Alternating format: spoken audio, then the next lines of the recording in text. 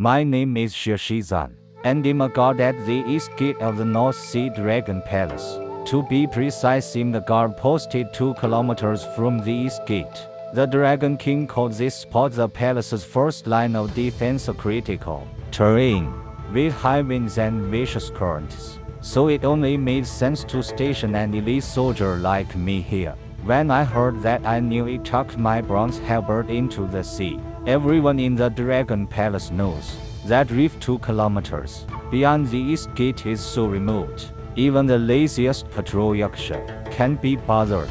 Aside from the occasional passing sunfish, we get exactly 0 proper visitors. My record doesn't exactly read like a Hill's saga. 300 years ago, I was a common green shrimp from the shallows who stumbled into Xianxia and drifted into the North Sea.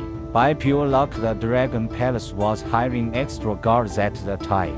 Minister Turtle Cavalry drew a circle on the map and dumped me in this mid-left hour post, calling it a forward sentry position. I damn near jumped for joy. No super air, no one breathing down my neck. Every day I basked in the sun, filled with a cap, never had to clock in, and never attended one of those endless dragon court sessions. It was paradise under the sea. You might find it hard to believe, but I've been at this post for 300 years. In those 300 years, I've learned every reef within 100 miles like the back of my hand. I can tell you blindfolded which crabs hides the plumpest scallops and which current brings the sweetest plankton. My weapon is a rusty old bronze halberd, supposedly left behind by some defeated water general thousands of years ago.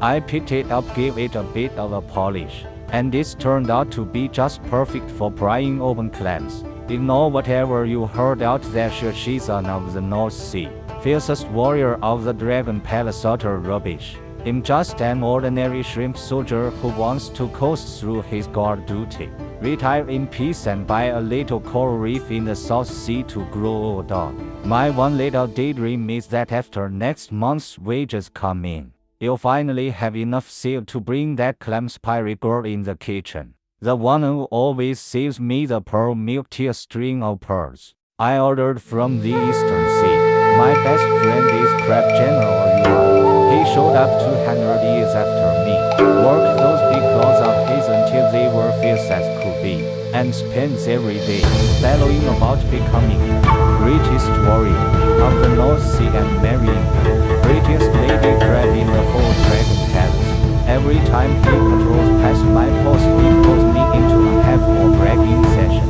promising that the next time a giant demon attacks, he'll be the first to charge in, twist its head off and kick it around like a ball. Every time I just nod along munching on the crab cakes he brings, thinking to myself while he pray, you never actually run into a real monster.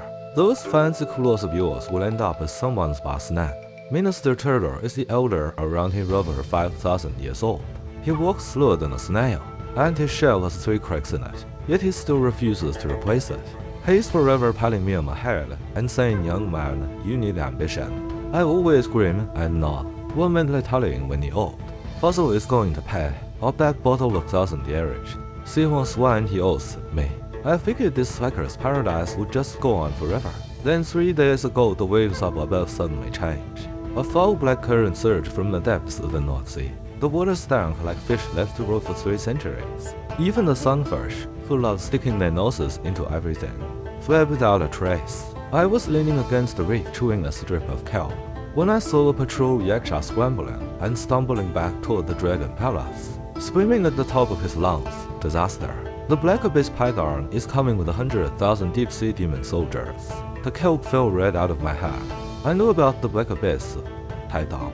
That old monster had been suppressed beneath the North Sea for 5,000 years. They say it was already roaming these waters back when Hanyu was splitting heaven and earth. 1,000 million body amount big enough to swallow half an island in one gulp.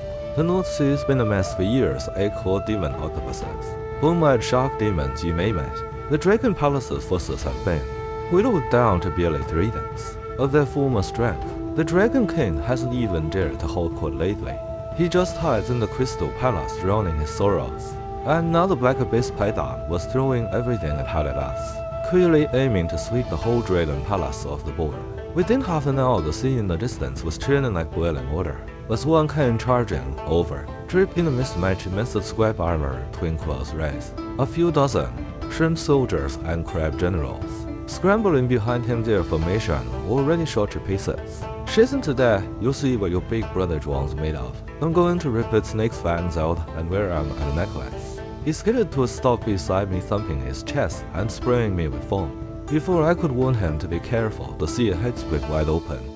A head larger than the dragon palace's main hall rose from the deep, two eyes burning like giant red lanterns. A voice boomed through the water, "Our Guang, you old bastard. Get out here. Today the North Sea Dragon Palace is mine." Behind it surged the army of 100,000 demon soldiers spread. Fierce fan brandishing fishbone trident standing the whole sea flat. A swan roared and charged straight for the python's eyes, claws gleaming cold. I reached out to grab him, but missed. The python flicked its tail as casually as swallowing a fly. A wave of pure black force slammed into a swan. Wham rocketed backward like a kicked ball, smashed into the reef behind me and obliterated half of it. He flopped onto his back, minus one legs waving at the sky, eyes spinning blowing bubbles. This monster so strong. My claws on my claws still there. I whooped over and helped him out. Those magnificent claws. He was so proud of what twisted up like pretzels. Radiant Dragon Prince Elbing arrived in gleaming silver armor, leading every last elite soldier the Dragon Palace had left. He carried the North Sea Divine Spear, Minister Turtle, and all the Dragon Generals at his back, with the Crystal Palace honor. God-pounding guns sputting on a full shot. Young and hot-headed, Elbing leveled his spear at the Python and proclaimed, "Insolent fiend, you dare invade my North Sea Dragon Palace. Today this prince will make sure you don't live alive." The Black Abyss Python angled its head down, aimed its nostrils at Elbing, and snorted a blast of putrid black mist, laughing so hard that she shook. "You little dragon pug, your father runs circles around me whenever he sees me, and you think you can strut around in front of me? You'll make a nice little snack." The dragon generals behind, Elbing turned greedy, gripped their weapons, but not one did step forward. Everyone knew the pythons. Power charging in was just offering yourself up as lunch.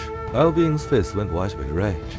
He launched himself forward, divine spear blazing with 10,000 rays of cold lash, aimed straight at the python's vital spot. The python didn't even bother to dodge. Its scale shimmered CLNG, and the spear bounced right off. Then it reached out a claw and plucked Elbing up like a tiny bug.